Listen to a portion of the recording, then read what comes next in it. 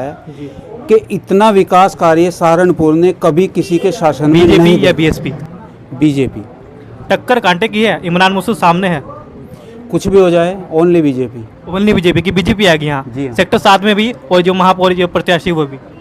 मैं इस बारे में सिर्फ एक ही बात कहूँगा कि आज तक सहारनपुर ज़िले का इतिहास रहा है जी। कि इतना विकास कार्य सहारनपुर ने कभी किसी के शासन में नहीं देखा। मेरा भी बचपन गुजर गया, जवानी निकल गई और अब मैं बुढ़ापे की तरफ पहला कदम रख रहा हूँ, लेकिन इतना विकास मैंने किसी के शासनकाल में नहीं देखा। कुछ ऐसी सुविधा का सामना लोगों को करना पड़ा क्योंकि सड़कों का निर्माण चल रहा है। कभी भी रात को अगर देखे तो सड़कें खुद ही मिलती है, सुबह फिर दोबारा वही। तो ये असुविधा का सामना कब तक करना पड़ेगा लोगों को? देखिए, अगर हम चाहते हैं कि हमारा घर एक अच्छा सुव्यवस्थित और सुंदर बने, तो उसको दोबारा से बनाने के लिए कुछ समस्याओं का सामना जो है हमें करना पड़ता है। अगर हम अपना घर दोबारा से बनाएं बुनियादी तौर पे, तो जाहिर सी बात है हमें खुद अपनी जो है ना कुछ समस्याओं का सामना करना पड़ेगा, क्योंकि समय तो लगता है, घर को सुंदर बनाने में समय लगता है भाई साहब। क्या चुनौतियां हैं, जैसे जल की समस्या, बिजली की समस्या या अन्य कुछ समस्या हो सकती है? शिक्षा के क्षेत्र में ऐसी क्या चुनौती है सेक्टर 7 में, क्योंकि बच्चों को असुविधा का सामना करना पड़ता है? क्या लाइब्रेरी एक अच्छा विषय हो सकता है सेक्टर 7 में इस चुनाव के दौर में? मैं इस बारे में यही कहूँगा कि पिछले 70 सालों में सहारनपुर ज़िले में और पूरे नगर निगम में और हमारे सेक्टर में भी किसी शासन ने इतना ध्यान नहीं दिया। अब जाहिर सी बात है, नया घर नए सिरे से बन रहा है, तो उसमें हर चीज़ का ध्यान रखा जाएगा, थोड़ा समय तो लगेगा।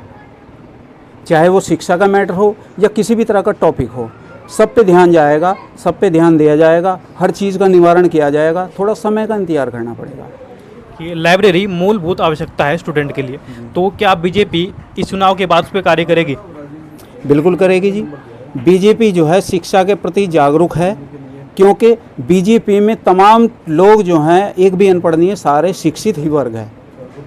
और नया युवा जो नए जोश के साथ जो जुड़ रहा है, शिक्षित वर्ग जुड़ रहा है, वो इसीलिए जुड़ रहा है क्योंकि एक तो इसमें परिवारवाद नहीं है। परिवारवाद से आपका मतलब? इसमें किसी एक परिवार की बपोती नहीं है। जैसे कांग्रेस, जैसे कि मेरे अंकित भाई को इस बार टिकट मिला है, ठीक है जी। विपक्षी पार्टी ने क्या किया कि नाम तो बहुत सारे लिए, अच्छा, और उन नामों से जो है ना चंदा उगाही भी की, लेकिन भाजपा पार्टी ने जो है सिर्फ एक ही नाम रखा, एक कार्यकुशल, जुझारू और काम करने और लगनशील जो है व्यक्ति का नाम रखा, अंकित जाटव होगा। उनको ही टिकट दिया, उनके अलावा उनकी लिस्ट में कोई नाम नहीं था। तो इस बार सिर्फ बीजेपी सेक्टर 7 में। तो सबसे पहले अपना नाम बताइए, और इस बार सेक्टर 7 में किस ओर रुख है कि इस बार फूल खिलेगा या हाथी चलेगा? बस बीएसपी से है, और जो भी हमारा वोट शुरू से डलता आ रहा है और बीएसपी पे ही डलता आएगा, और आज भी जो सरकार बनेगी बीएसपी की बनेगी। कि आपका वोट और आपके परिवार वालों को वोट पूरा बीएसपी की ओर है। तो ऐसे कौन से कार्य है जो पिछली बार जो पार्षद जी नहीं कर पाए वो इस बार होंगे इस चुनाव के बाद? जैसे पानी की व्यवस्था होगी, बिजली की व्यवस्था होगी, या जो टैक्स पेयर अब दिख रहा है आपको कि जो टैक्स आ रहा है नगर निगम से, हाउस टैक्स, जो पिछले 15 साल 20 साल से निष्क्रिय पड़ा था, अब लोगों को 50,000 60,000 टैक्स आ रहा है कि लोगों पर इतनी इनकम नहीं है कि वो एक बार में टैक्स जमा करा सके। देखो, ये तो भाजपा की अपनी मनमानी चल रही है। अब जब से उनकी सरकार बनी, हर अपनी जितनी भी उनकी मनमानी है वो करते ही जा रहे हैं, और गरीब आदमी अपना पिसता जा रहा है। महंगाई को देख लो, किसी भी चीज़ को देख लो। अभी जो पीछे पार्षद बने थे, अब सड़क बन रही थी जाटव नगर की, किसी ने कहते भाई कौन सा सीमेंट मिल रहा है, उस पर कोई सुनवाई नहीं हुई। आज सारी सड़कें टूटी पड़ी है। तो हमने इसी वजह से फिर हमने अपने समाज के जो लड़का है ये नितिन जाटव, हम उनके साथ हैं और बीएसपी को वोट देगा और उसे सपोर्ट करेंगे। नितिन जी बता रहे थे कि सेक्टर 7 के लिए 37 लाख रुपए आए थे, लेकिन वो 37 लाख रुपए मलिन बस्ती के नाम के ऊपर लक्ष्मी नगर या और जगह लगा। इस बारे में आप कुछ कहना चाहेंगे? क्योंकि जो पैसा आया था वो सेक्टर 7 के लिए मलिन बस्ती के लिए आया था, यानी जाटव नगर के लिए आया था, वो 37 लाख रुपए लगा दूसरी जगह। देखो, मैंने तो अभी तक तो जाटव नगर के अंदर इस तरह का कोई कार्य नहीं देखा, कोई पार्क बना हुआ, और जितने भी मैंने देखा कि भाजपा का जहाँ भी एरिया है सब वहाँ पार्क बन गए, अच्छे अच्छे सब कुछ।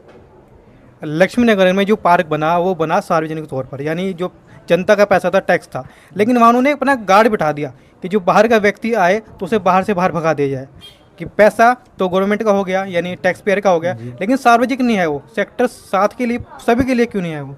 तो वो तो सभी को होना चाहिए था, ये तो इनकी गलती है।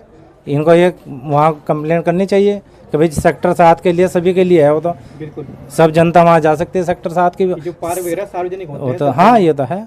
तो इसलिए आप सिर्फ बीएसपी को वोट करेंगे। हाँ जी, हम तो सपोर्ट उसी करेंगे। धन्यवाद आपका। जी, मेरा नाम विवेक कुमार है। तो आपको क्या लगता है सेक्टर 7 में इस बार किसका रुख है, हाथी जीतेगा या कमल खिलेगा? जी, वैसे संभावनाएं तो मुझे बीएसपी की लग रही है, मगर फिर भी एक तरफ देखा जाए तो बराबर की टक्कर रहेगी दोनों की। कि ये बराबर की टक्कर है, हाँ जी। दो पार्टियां। आपको क्या लगता है कि सेक्टर 7 में वैसे तो सड़कें, पुल, लाइटें सब लगा रहे थे, शिक्षा के क्षेत्र में कुछ काम होने चाहिए, जैसे लाइब्रेरी।